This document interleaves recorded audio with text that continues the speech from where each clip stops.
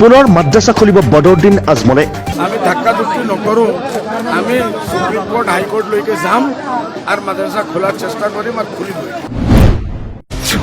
High court supreme কোৰ্টলৈ যাব মাদ্ৰাছা খুলিবলৈ। অসমৰ ভিতৰত অতিকৈ সাম্প্ৰদায়িক ব্যক্তি হিমন্ত বিশ্ব শৰ্মা। উল্লেখযোগ্য যে AIUDFৰ বদৰুদ্দিন আজমলে দেওবাৰে যমুনামুখ সমষ্টিৰ মুৰাজাৰত এক নিৰ্বাচনী সভাত অংশগ্ৰহণ কৰি সাংবাদিকৰ প্ৰশ্নৰ উত্তৰত এইদৰে মন্তব্য কৰে। সভাত ভাষণ প্ৰসংগত বিজেপি দলক কঠোৰ সমালোচনা কৰি এইবাৰ মহাজোঁট বন্ধনৰ চৰকাৰ হ'ব বুলি দাবী কৰে।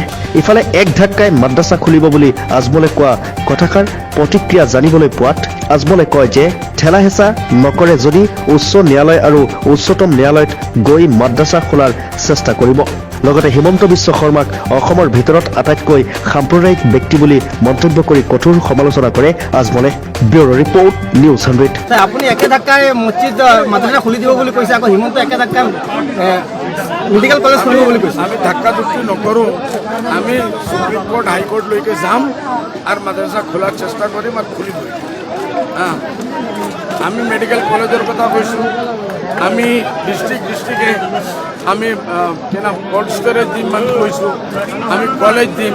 গোটেই অসমৰ ভিতৰত সবচে বেছি কমিউনেল মানুহ যদি হয়, এই অত্যন্ত কমিউনেল মানুহ হ'লে শেষৰ মানুহ তেখেতে এইটো ক'ব আমি কোনোদিন মন্দিৰত গৈছোঁ নেকি, আমি কোনোদিন মছজিদ বনাইছোঁ নেকি? এইটোতো আমি কৰা নাই। আমি হস্পিটেল বনাই আছোঁ, আমি মেডিকেল কলেজ বনাই আছোঁ, আমি কলেজেছ বনাই আছোঁ, আমি নাৰী শিক্ষাৰ ওপৰত ধ্যান দি আছোঁ। আমিতো মছজিদ মন্দিৰৰ কামটো কৰা নাই, মছজিদ মন্দিৰৰ কাম তেখেত কৰি আছে। সেইটো কাৰণে নিজক কালা চশমা লগাই যাক যেনেকুৱা আছে তেখেতে দেখি আছে।